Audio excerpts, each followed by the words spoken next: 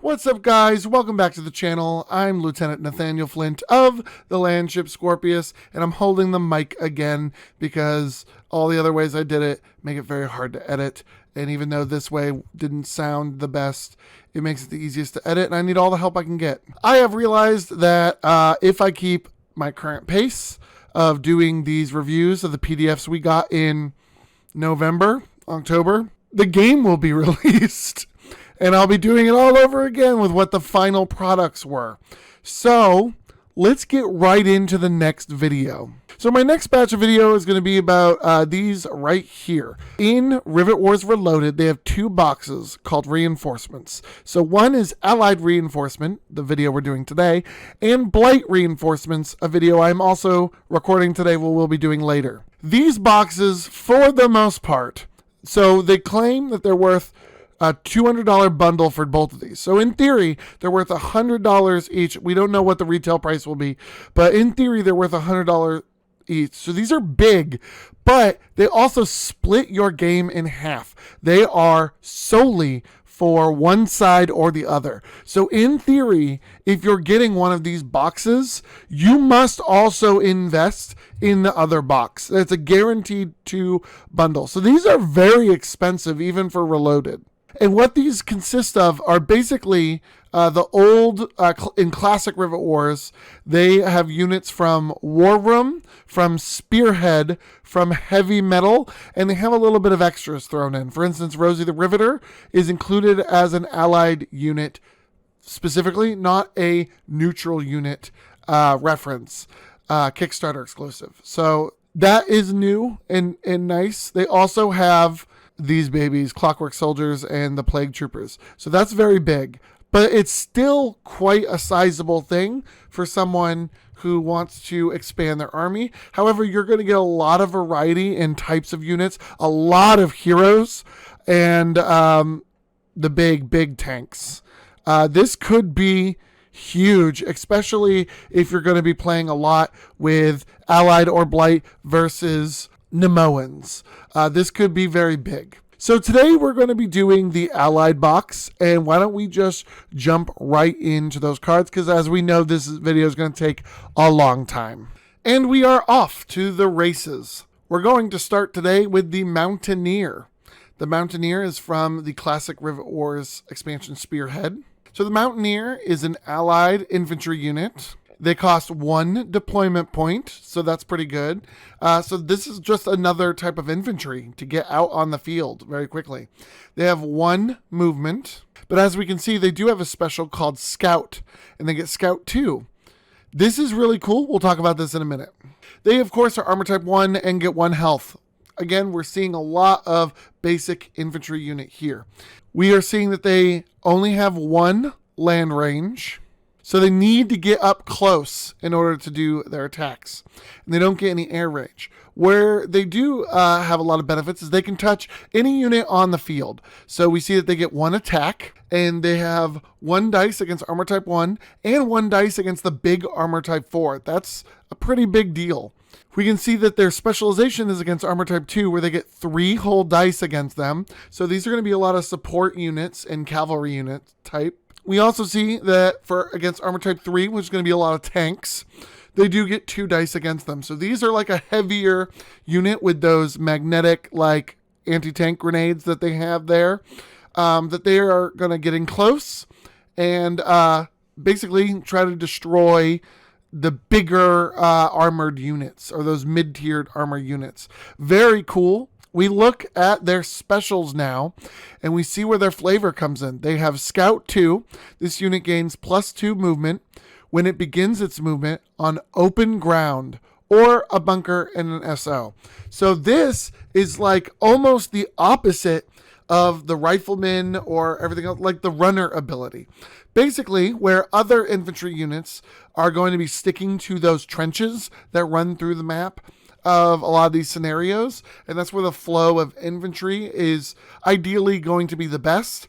These guys are going to be on that open ground in that mud and muck area of the rest of the map. They're going to be a lot better at running through these areas where typically the flow of infantry isn't going to be in quotations.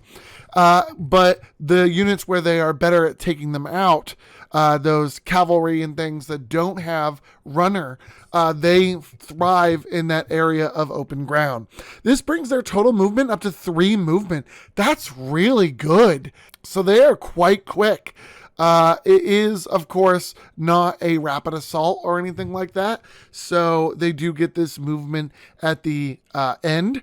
But if they are buffed with a movement tool like rapid assault, those movements do interact with runner and scout. So if they are rapid assaulted, they could get an additional +2 movement. And that could be the difference to get them into range to fight against those other units. So this is an amazing unit, a great way to give a lot of flavor to the allies and keep movement being the forefront of their faction design.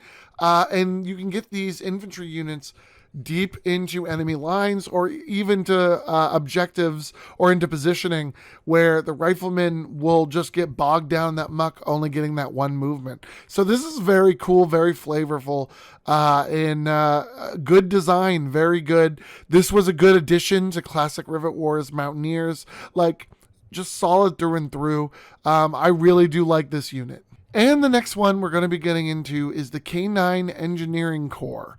These are the dog spawners of the group. So we're seeing another infantry unit that costs 3 deployment points to get out. They only have 1 movement and armor type 1 with 1 health. So they are just as squishy, but they're quite expensive to get on the field. I wonder what that's for. We'll see that in a moment.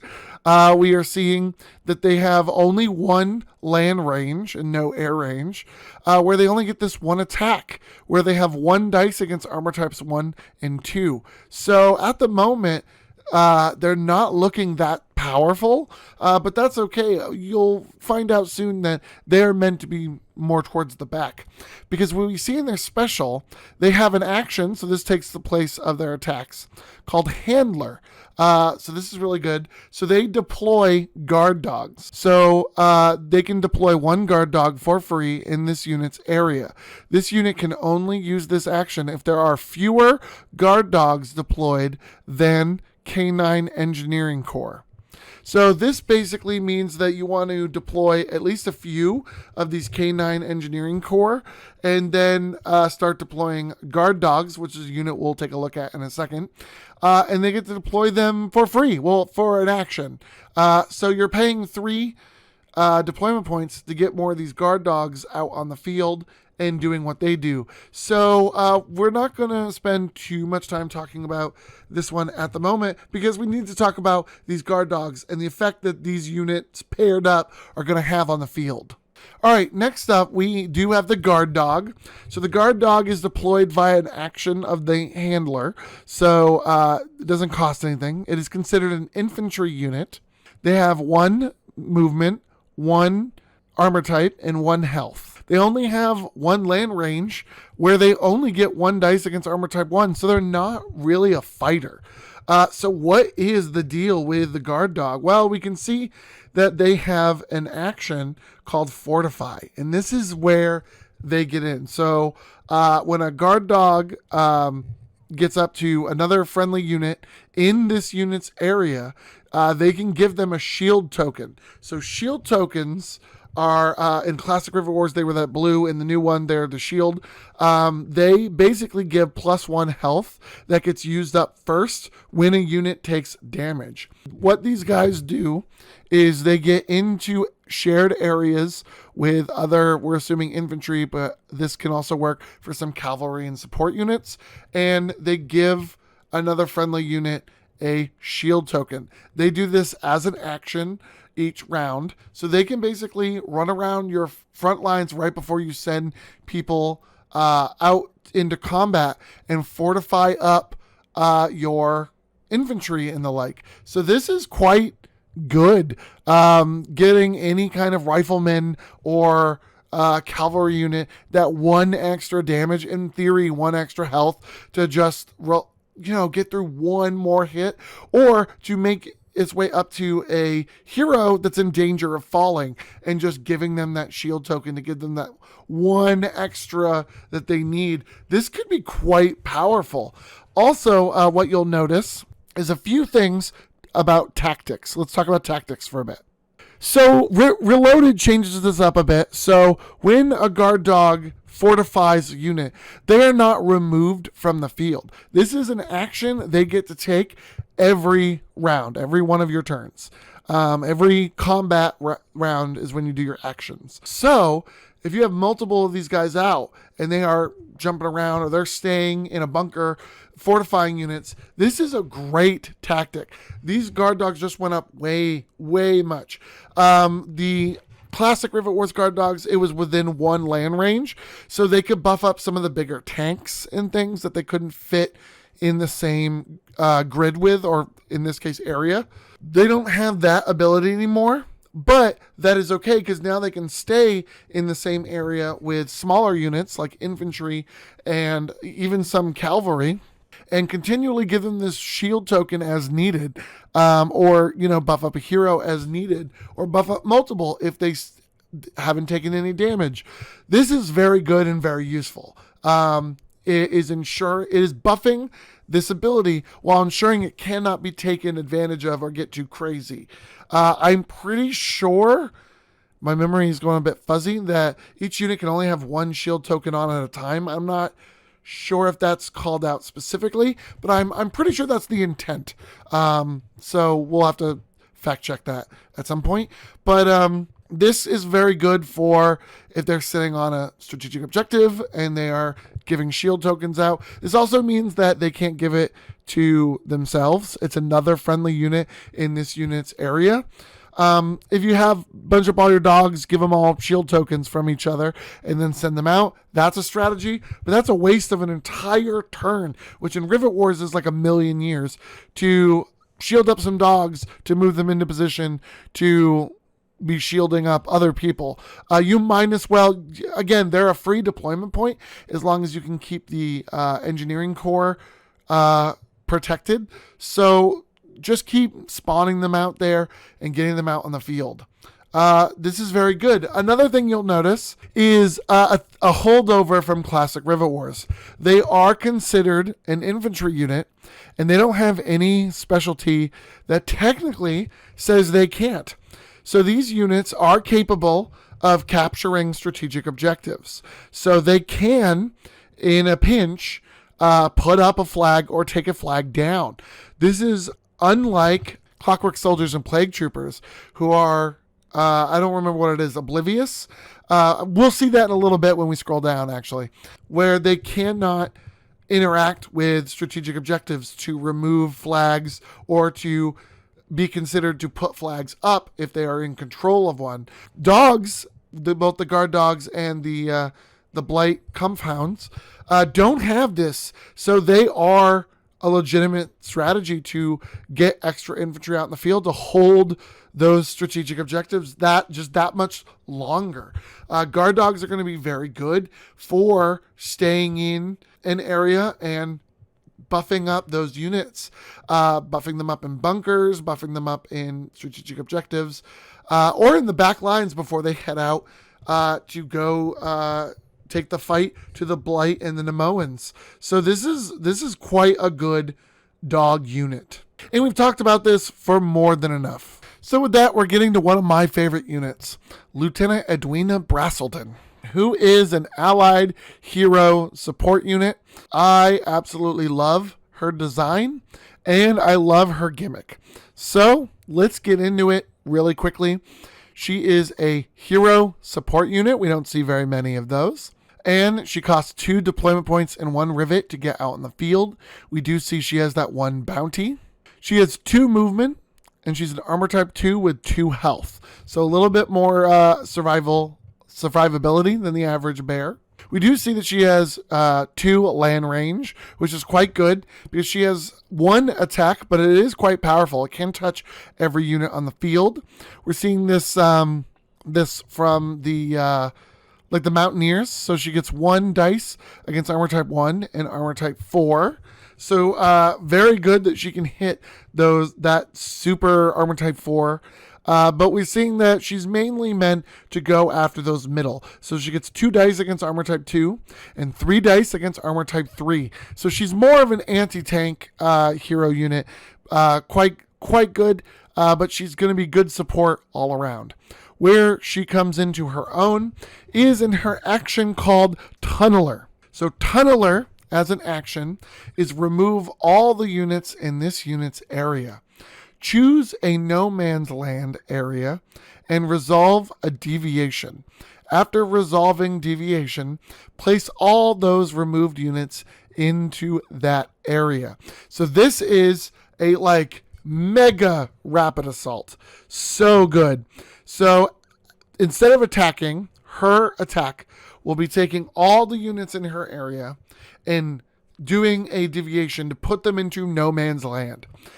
This is really awesome because I believe in the past you could bring them anywhere on the field that they were needed, but it was their action to remove them and an action to deploy them the next round. This is all done in one round, but it can only be done in no man's land. These units can't move during the movement phase, but it doesn't say anything about the other units attacking immediately in the attack phase when this resolves. So this is a nice little surprise attack. She's unable to do any attack, but she is able to get a strike force immediately into no man's land to counter attack if you are in a really rough spot. This could be, I believe she's 2 spaces large, so it could be 2 infantry units with her, or 2 or 1 of a support or a cavalry, so like a rocket cycle or something. This could be really good. This could be another hero unit. This could be so good. So I think this is a very good. All the changes and tweaks make her no less powerful, and there is a clear strategy with her to get these units in as quickly as possible. There isn't, as easy of an abuse to get her back out of the no man's land and out of danger and back into allied lines. Her move only works in no man's land. So this is effectively a one-time charge into no man's land. Very good. It's going to take some work with her 2 movement to get her back into allied lines to try this again with fresher units. So this is quite balanced. It's not going to break the Blight or the Nemoans all by herself, but it is a nice hoorah push right at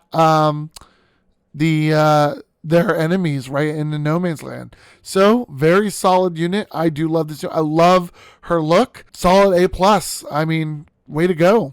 And now we're going to take some time to talk about the King of the Plugs. This unit was a make or break for the allies. It was a must use for a lot of units. It is the Slammer Turret. Slammer Turret is a plug unit that only costs 2 deployment points to get into those pluggable units. It has a range of 3 with 0 air range. It only gets 1 attack, but it is good at touching everything on the field. It gets 1 dice against armor type 1, but you're not going to be using it for armor type 1, are you? It gets 2 dice against armor type 2 and 2 dice against armor type 4. So good. It's very good at hitting those bigger armor types, and we see that they get 3 dice against armor type 3. That's going after those tanks hard.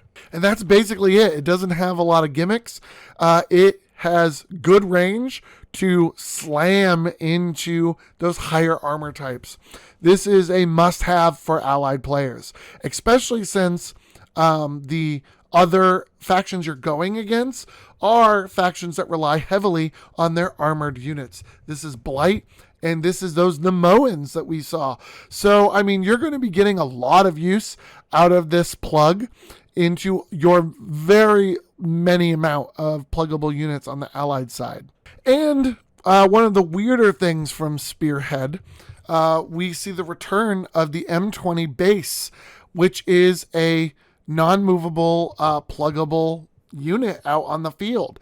I don't like a lot of the rules with these bases, and we'll explain that in a second.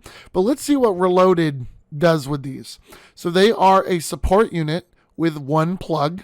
They only cost 1 deployment point to get out in the field. They are armor type 2 with 2 health. So they are, a little annoying to get rid of, just enough annoying to get rid of. And they are based around their specials, basically. So what we see in their specials, they get that immune to gas, which makes sense. They're just a base with you put a plug in it. And their specials defense system. This unit may be deployed in any area in friendly territory. Hero plugs cannot be attached to it. What we have is a great update to a unit I disliked heavily in classic Rivet Wars. So these, let's have a second. These are a great design concept, a great idea, great flavor. Basically, these are little bunkers out on the map that take up 1 square, 1 little doodad area in an area, and they are deployed. You put a plug in them. So this is for Allied, this is your hacksaw turret, your slammer turret. And the idea is they just sit there as like a bunker or a pillbox or a little plug and defend an area, basically. These are great. But in classic Rivet Wars, there were no special rules based on how they were deployed. So basically, these got deployed in deployment zones and sat up. These were so useless. They were a waste of 1 deployment point, and they were a waste of a plug that you put into them, because you were basically forced to put any plug that had a decent amount of range. And even with the slammer turret 3 range, very rarely were enemy units getting that close to Allied or Blight deployment zone specifically. It was a very specific game that you were pushed back so badly that these got any use. I did a lot of homebrew rules with these where they could be deployed basically anywhere in your territory adjacent to friendly units to help basically get them any more usage. They're mainly defense, just getting them any more usage. They would be useless deployed outside of your territory because you cannot deploy plugs into things that aren't in your territory. So that was a pain. I was very big on beach landing, homebrew scenarios, and things of that nature that started with these out in no man's land, basically, with plugs in them as defenses, instead of starting with like a Panzerfaust out on a objective or whatever. You would start with a few of these out there as defensive capabilities, because that's where they got their most use, was as pre-spawns in a scenario.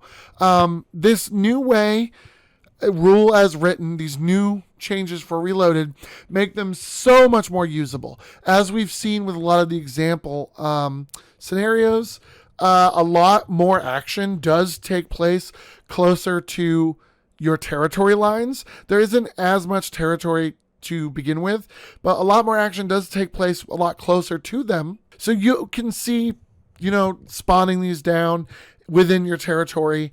It doesn't need to be next to anyone. It's just anywhere in the territory.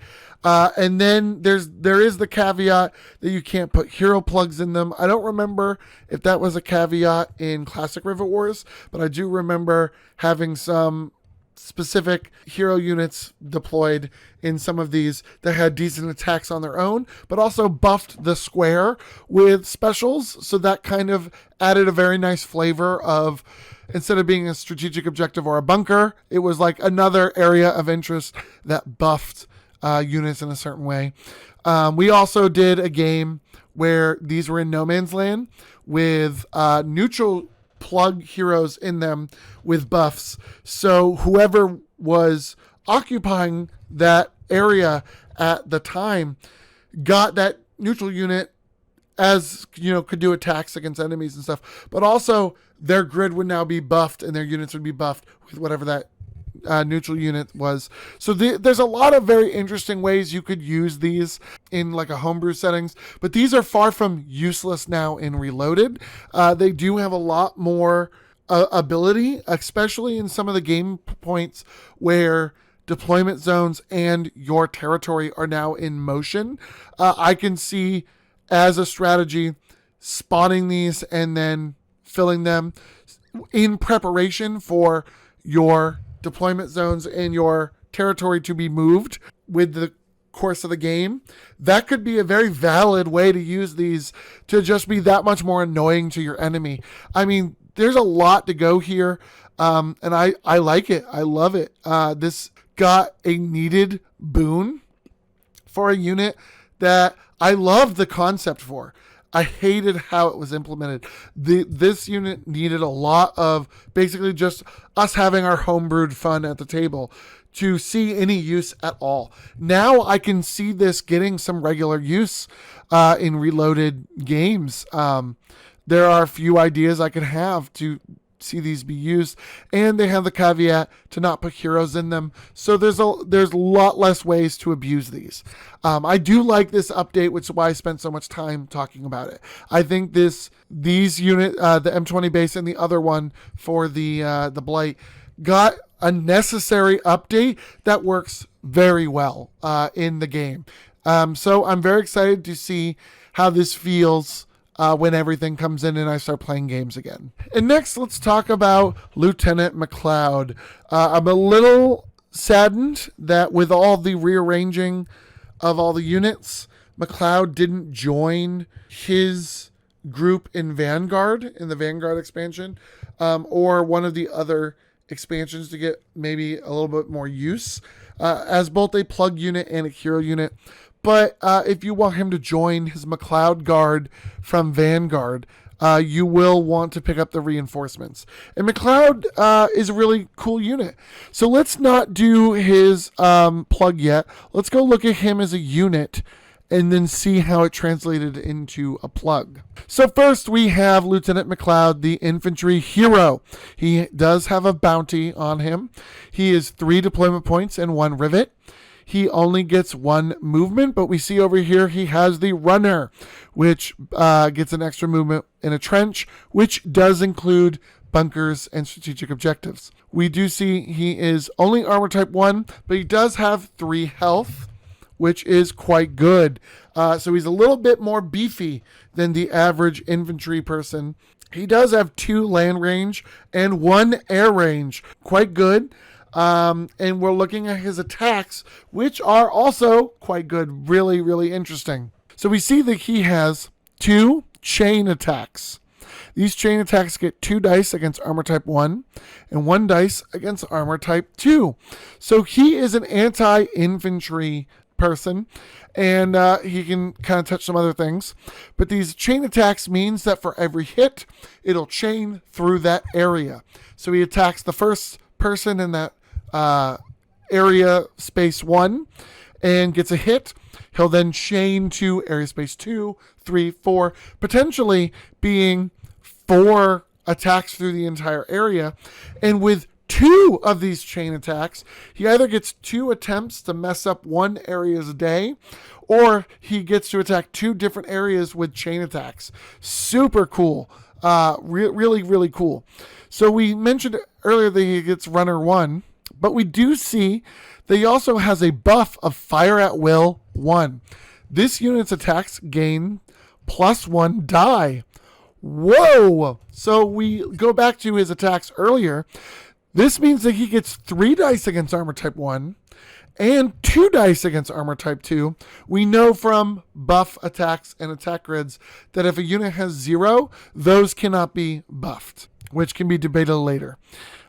So this makes him even better at taking out armor type 1. He's basically a rifleman. And we see that he's even really good at taking out armor type 2. But he also buffs this. So this means whoever's in his area with him will also get +1 to their attacks. This could be so much. This could be riflemen getting 4 dice. This could be people like the Mountaineer getting extra dice. This could be like his Macleod guards, who do have a better swath of dice that they can attack. Them getting more. This could be, hammer 65 pounders getting extra dice. Like, this is very good, very powerful. All in all, an amazing unit. Like, huge thumbs up. Love this. I love his look. I love his little wee kilt. I love this representation of World War I history. Very, very much big pluses. This is a very good unit. Even though his stuff has been changed for Reloaded, it is all very still him. He still feels like Macleod. So this is very good. Let's see how he translates as a plug unit. So as a hero plug unit, he only costs 1 deployment point and 1 rivet. We see that he has 2 land range, but we don't see that he gets any attack. So I'm not sure why he has this.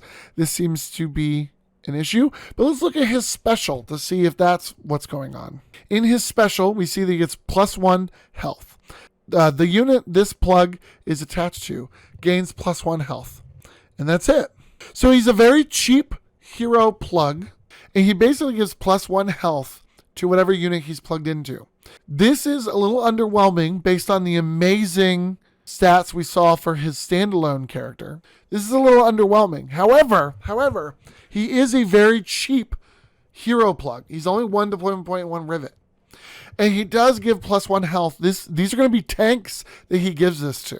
These are going to be the Ostrich. This is going to be the Double Play. This is going to be the Vert tank. Like, these are tanks that he's giving this ability to. This is very good. It is a niche for this unit, and he's cheap and easy to get into. I kind of wish he got at least 1 regular attack against anything to be a little bit more. It would make sense that he would only have 2 land range in that stance. But honestly, as is, with being so cheap and basically buffing a health, that could mean the difference between victory or defeat. So I love it. And there's not much more to say. So let's go on to the next unit. But Lieutenant Macleod, I can't wait to have him rejoin his Macleod Guard. And next up, we have the big boy from War Room, General G Patston, not as a plug. So glad to see him making his return from the core box. From War Room. We're seeing that he is a hero cavalry unit in his mech suit. So how does he compare? He's got the 1 bounty, but we see that he has 3 deployment points and 1 rivet to get out there. So a little expensive. He's got 2 movement. He's armor type 3 with 3 health. So for a cavalry unit, he is extremely beefy. Very beefy cavalry unit. He's got 2 movement, which is pretty good. We're seeing that he has 2 land range and 1 air range. Very, very good for any unit in Reloaded. He only gets 1 attack to use those ranges on, but he gets 2 dice against armor type 1, 2, and 3. Very solid. So let's look at his specials to see kind of what his theming is. We do see that he gets an action, which is -1, which means he can move up to 1 square during the combat phase. So that brings his total movement in a round up to 3. That's quite good. That's quite fast.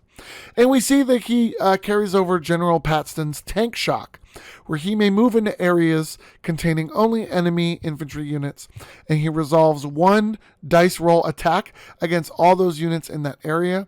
The units not destroyed by that attack are moved 1 area away by their player. So with a total of 3 possible moves he can make, he could technically just bowl through areas containing only infantry and follow them around as they deviate through the map. So good, so solid. I mean, he's very flavorful. General Patston is very much the charge, get into the fight character. So this upholds that flavor in his characterization. And he's quite powerful for a cavalry unit who's out there running around. Being armor type 3 and then having 3 health on top of that does make him quite powerful. So you're going to want him to be up in the front lines, in the middle of all the fighting. He's got that 1 air range and 2 land range. So even if he can't charge into someone, he can definitely still put the hurting on most units with his 2 dice rolls attacks. He's just a very solid unit and a very good hero unit. So there isn't very much else to say. I mean, this is he was a good unit in War Room, and from what I can see in Reloaded, he will also be a very solid unit. Also keep in mind that he doesn't take up a whole area. He is like one of those two space units. So there will be other units in his area being able to follow along with him depending on the situation. So being able to have tank shock and be like a little area means that he's going to be able to clear the way for your other units to get up into the fight. Very solid. It's just really good unit, a very solid all-around unit. And making a return from War Room, we do have Uncle Rivet. Uncle Rivet is a hero infantry unit. He is all around the Uncle Sam stand-in, but he's become quite an icon of his own in the fans. And we'll see that in a minute because we're seeing 3 deployment points and 1 rivet to get out in the field. He does have that 1 bounty. We see that he only has that 1 movement, so he's pretty slow. He's only armor type 1, but he does have 3 health to give him a little bit more survivability. He has 1 land range and 1 air range, and we see that he gets 1 attack, 2 dice against armor type 1, and 1 dice against armor type 2. So pretty good all around, but Uncle Rivet and the Iron Chancellor are not defined by their attacks. They're defined by their specials, and we can see some specials making a return. Very, very good. So he has the special rally point. If this unit is on a strategic objective, you may deploy units in that area.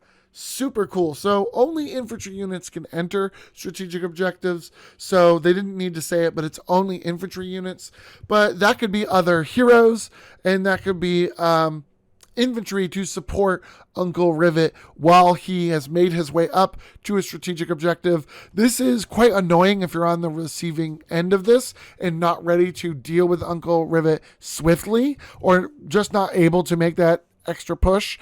So very solid. I really do love this characterization. And he has war bonds. If this unit is on a strategic objective, which is his goal, to spawn units, you gain an extra deployment point at the start of the deployment phase.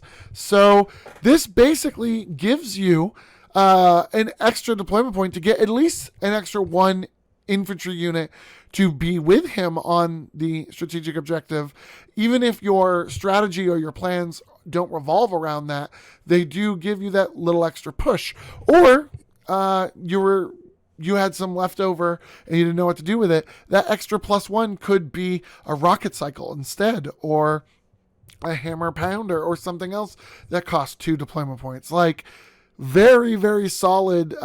So the goal of this unit is very clear. Trudge him up the lines, get him on a strategic objective where he will sit and protect for as long as he can, having infantry units spawn there and everything. So if your opponent spawns Uncle Rivet on the field and starts charging him up the field, you're going to want to change your strategy to deal with that. Otherwise, it'll have kind of a snowballing effect when he finally reaches the strategic objective and starts, cranking out those infantry units. Very solid.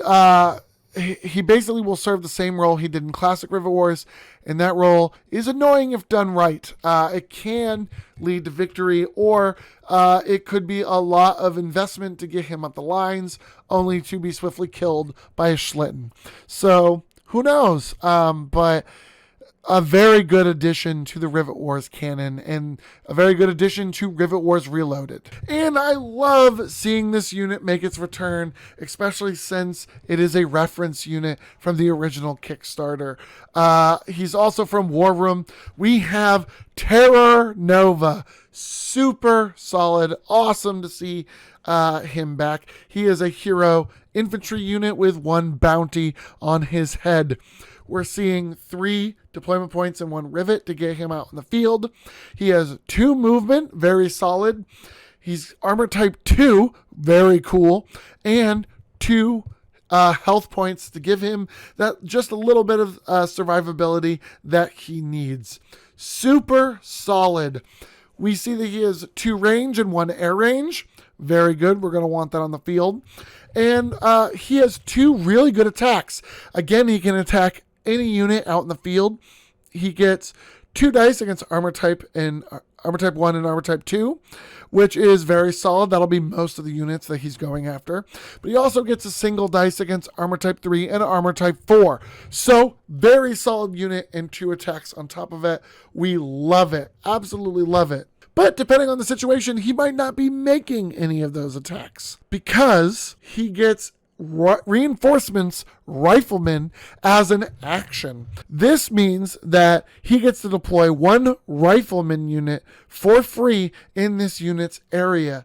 So good. So wherever he is on the field, if he's not in position to attack, or if that's just not the strategy at the moment, you can instead use that attack to deploy a rifleman. It doesn't, so this action takes place in the combat phase, does not say anything about this unit not being able to attack this round or whatever the situation is.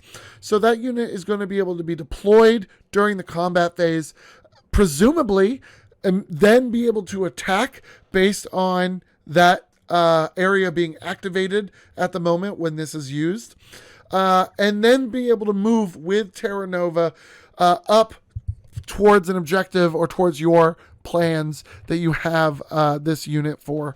So solid. This could be in a bunker. This could be in a SO. Super solid. Great to see them make a return.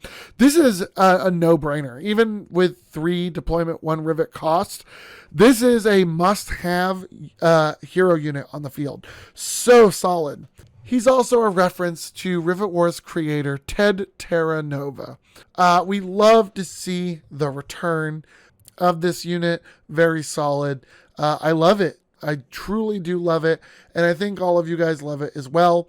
Hopefully the sculpt will be the one with his big old Browning machine gun here that he carries in the base. I believe there was another one where he had a cool knife and stuff, but I do prefer him with the big machine gun making his way up the field. So super awesome. Love to see it.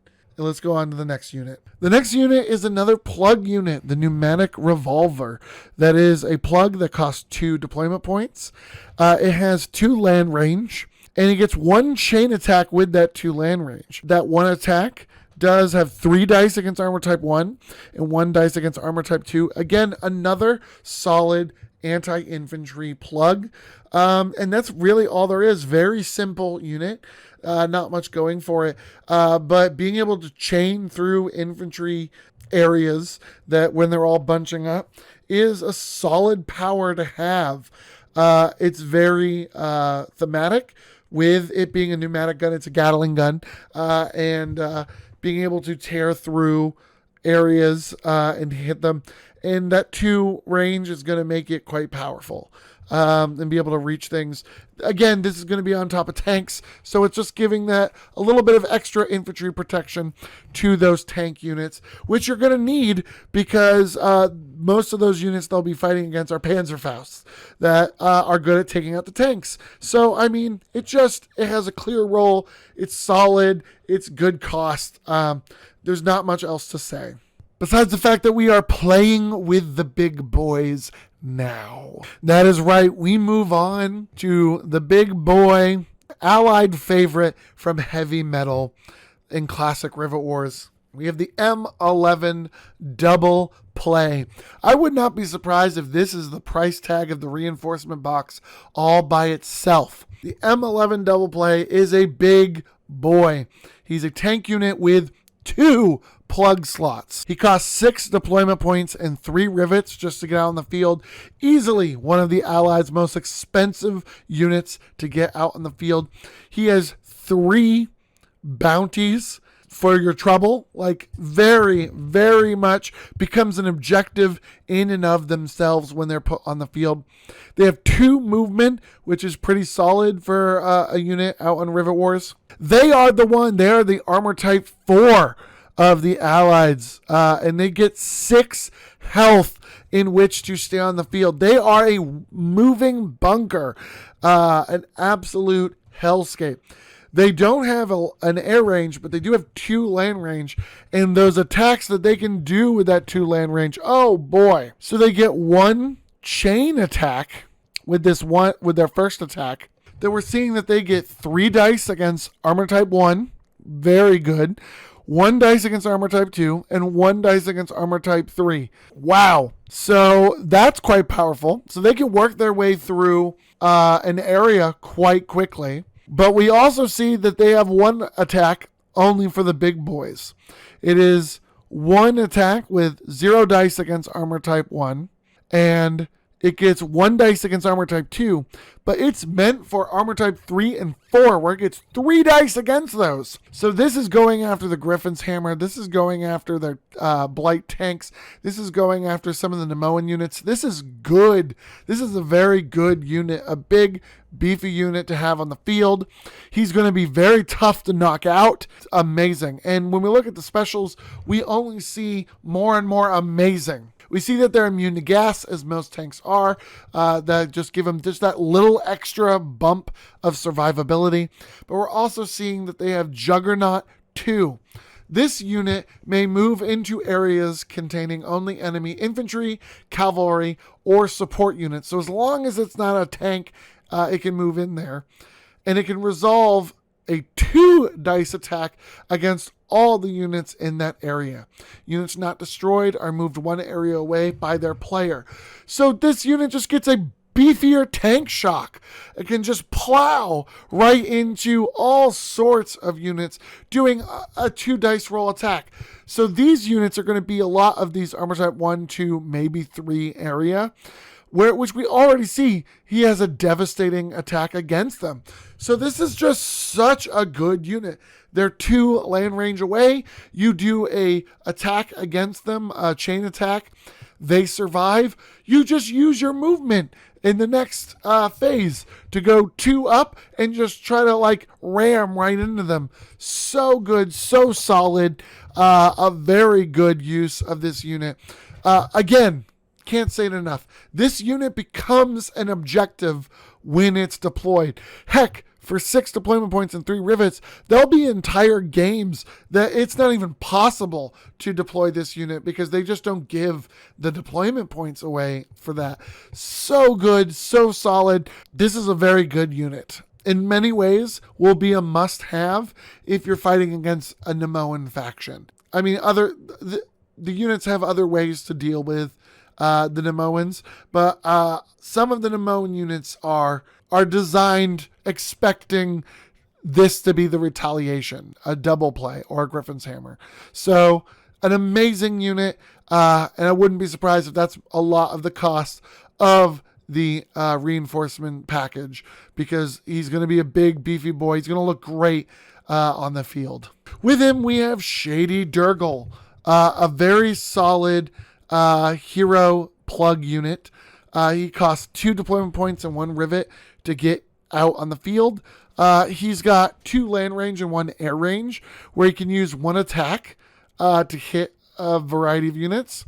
He has 2 dice against armor type 1, 1 dice against armor type 2, and 1 dice against armor type 3.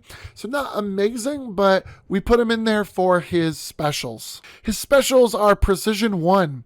This unit adds +1 to its dice rolls when attacking. Wow, so amazing. So for these dice rolls we saw earlier when we were looking at his attack, as well as the attacks of the unit that he's plugged into, we're looking at him getting a +1 to all those rolls. So instead of rolling a 5 or a 6, you got to roll a 4 through 6 in order to get a hit. So that's going to make those rice that they do roll that much better. We also see they have Runner 1. So this unit gains +1 when it begins its movement on a trench. So this is incentivizing now whatever unit it gets plugged into to have that little bit of extra movement on trenches, which is going to effectively keep this unit closer to trenches, where it will do better against those infantry units. So a very solid way to help the movement of whatever unit it gets plugged into. I love it. Like, there isn't a lot to say here. This is a very good plug for the cost. Very solid and a no-brainer in a lot of instances. Way to go, Shady Durgle, A+. Next up, we have the neutral unit turned into a faction staple.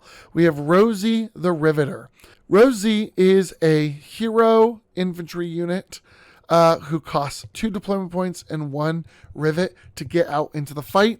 We do see that she has 1 bounty on her. She has 2 movement, and she is armor type 1 with 2 health. So a little bit squishy, but not, she's on par for a hero infantry unit. We see she only has 1 attack that is 1 land range. So not that good, but she can touch anything that's out on the field if she can get to it. So that's 1 dice against armor type 1, 2, and that pivotal armor type 4. So that's not so bad.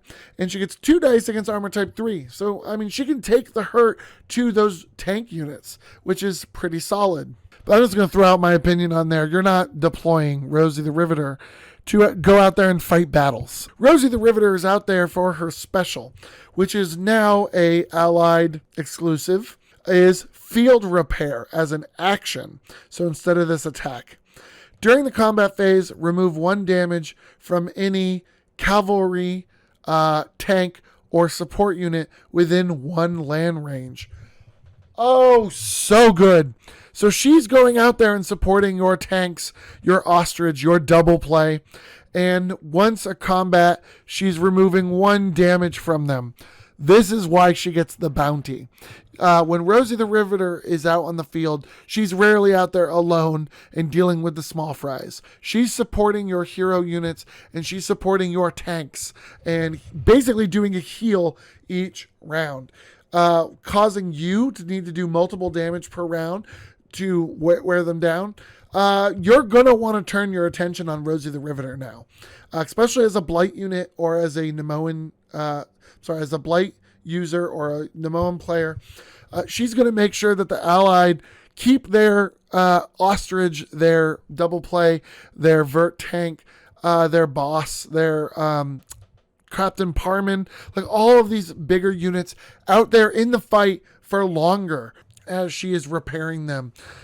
Very good, very solid. Love this unit, and a good strategy to pair her up with your armor. Love to see her back. It'll be very interesting to see her as an allied only. This is very much a 101 that you wanted to get her. Waste one of your early deployments to deploy Rosie the River very quickly on the field as a Blight player, because she works with so many Blight strategies. So now as an allied unit only, she's a no-brainer to get out in the field as soon as possible.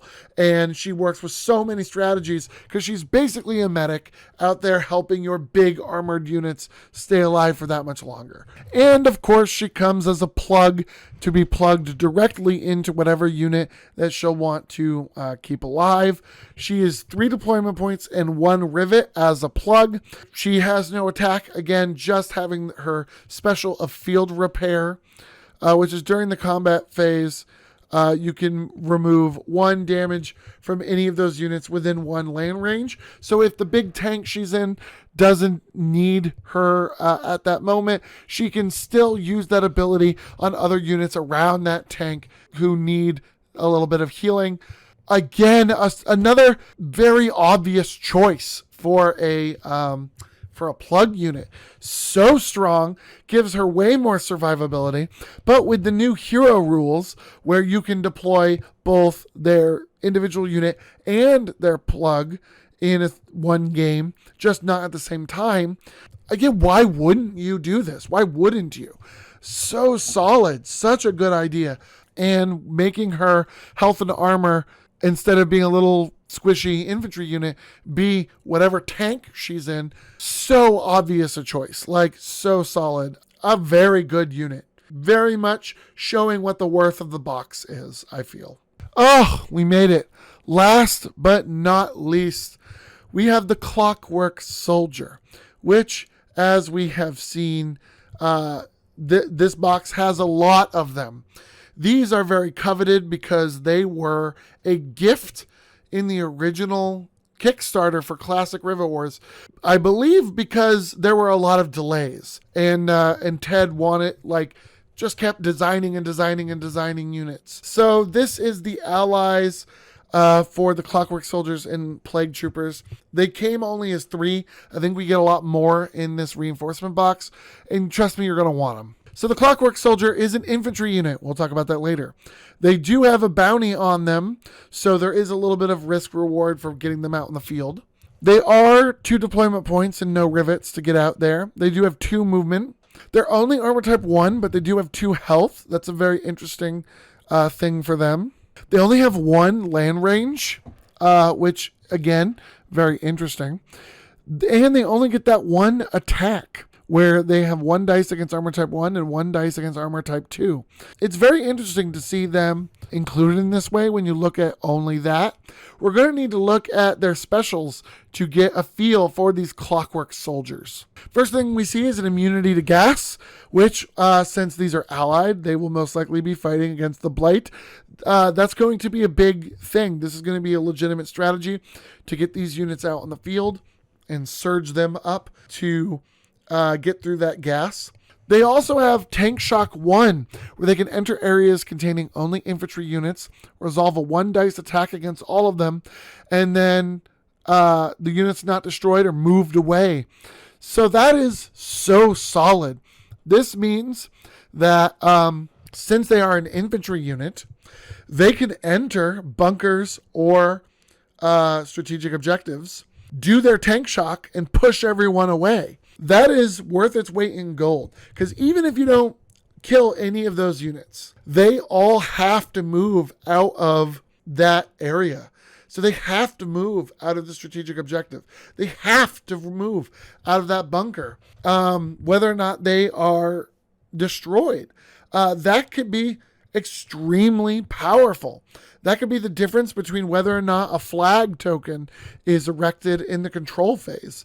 That could be the difference between being able to move up your own units and shore up an objective or a bunker, whether or not in retaliation they can destroy the Clockwork Soldier in the next round. So good. They do have something that is worth note. The Special Oblivious. This unit doesn't count as occupying a strategic objective for placing flag tokens or for scoring. So they are going to need a little oomph for removing enemy flag tokens or for scoring points for being on objectives. That is very big. However, they are the must-have extra unit with your riflemen or with your mountaineers when they are going up the line, so that they can force all of the other units out of there, so that in the movement phase, you can then bring up the other units into that area you want them to be in. So in and of themselves, they're not a very good army, and they're not going to be able to score you those points or put up those flags. But they are going to be able to easily clear out those areas to get those other units up there. So the strategy is very clear with this one, and very powerful, very good unit. I'm not sure how many of these I would want deployed out on the field if they are giving 1 bounty to my enemy for every kill, with being armor type 1 and 2 health.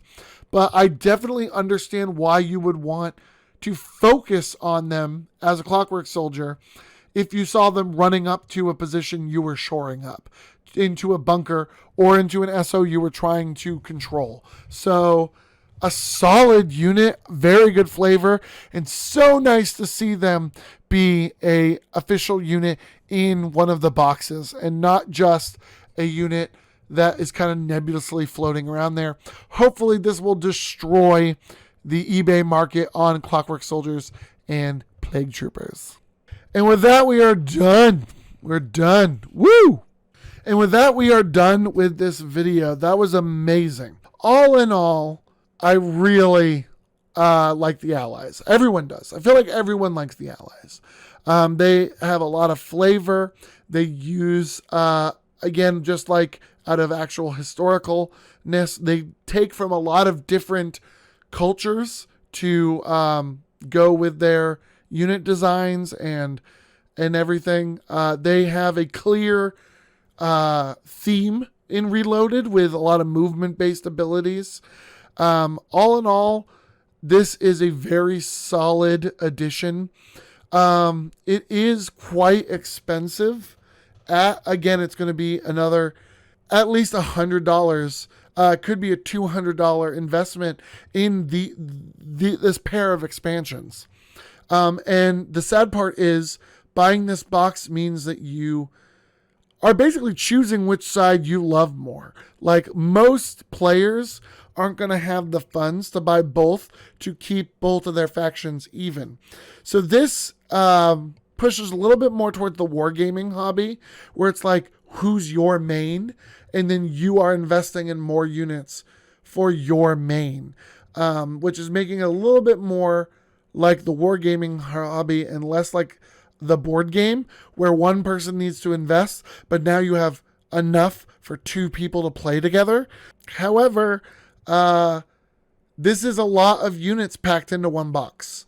This is, again, bare minimum 3 expansions in one. This is stuff from Spearhead, stuff from War Room, stuff from Heavy Metal, and a little bit of extra. I mean, we got the Kickstarter exclusive neutral hero unit Rosie the Riveter, which is now a part of the Allied faction. We have the Clockwork Soldiers, which were Kickstarter exclusive bonus. We're sorry for delays, or we're sorry for whatever. Like, a lot of bonuses that are very good are coming out of this box of Allied reinforcements. It's just a little sad. Like, it's just a little sad to see it be so expensive and only be one faction. I feel like one of the core designs in classic Rivet Wars was always every investment was an investment in both sides, which was as true or not as true as you want it to be. I do feel like this is 3 expansions worth of stuff in one, but this is half of one in many ways. So these 2 boxes are still, for buying 2 boxes, 3 expansions worth of stuff in one, which isn't true. As we mentioned before, there are some bonuses to see, but yeah, when we do the video for the Blight one, you'll see that my wording on this is going to be a little funky, because I think their answer for Rosie the Riveter was Dr. Vorn. I think technically that is how that goes. So it's not a neutral unit who was turned into a faction-specific unit, even though I think Dr. Vorn technically was a neutral unit, quote-unquote. But yeah, you're seeing a lot of the same things over here, where it is primarily War Room, it's primarily Spearhead, and Heavy Metal. But we're going to save that for another video. Thank you guys so much for watching. I really want to get more of these videos done quicker because I want to get these done before the stuff is released. It is January, which means if we have no more delays, fulfillment is in May. We're getting there, guys. We're getting there. I'm super excited. So without further ado, let's end this video. If all helps, I can do another video. So I'm trying to get more videos out and done so that they are still semi-relevant. Thank you guys so much for watching. Let me know how you feel about either the changes in Reloaded or you're feeling about the factions. How do you feel about them being split into two? How do you feel about Allied? Who's your favorite? Like, let's get some discussion going in the comments. In the description will be all of the community information, where to go, who to talk to, what to see, and subscribe for more videos, especially Rivet Wars videos. That's all my channel has been lately, but it is a steampunk channel. There will be more videos about other things, but for now, and with how everything has been going, I am limited in what I have energy and mind capacity for. So it's just Rivet Wars right now, and I'm sorry. To the steampunk people, I'm sorry, but to the Rivet Wars people, I'm not. I'm trying to cover this game. I do love it. It is my passion, and I'm one of the only YouTubers who is covering it to the extent that I do. So I am trying my best to cover it and be that for Rivet Wars. Thank you guys so much for watching, and I will see you guys in the next video. Keep an eye out here for all Rivet Wars news, but also all the Rivet Wars channels. Again, all links down below are the best places to go. I did a call to arms earlier about liking Rivet Wars YouTube and all their social medias so that they know that there is a community out there who want to hear from these effectively dead social media entities like the Rivet Wars YouTube channel and the Rivet Wars Twitter, and try to get them on Threads. I'm trying to do stuff on Threads. Like, there's stuff out there that I'm trying to do. So I will see you guys in the next video. Let's end this so I can get another video done. Thank you guys for watching. Bye.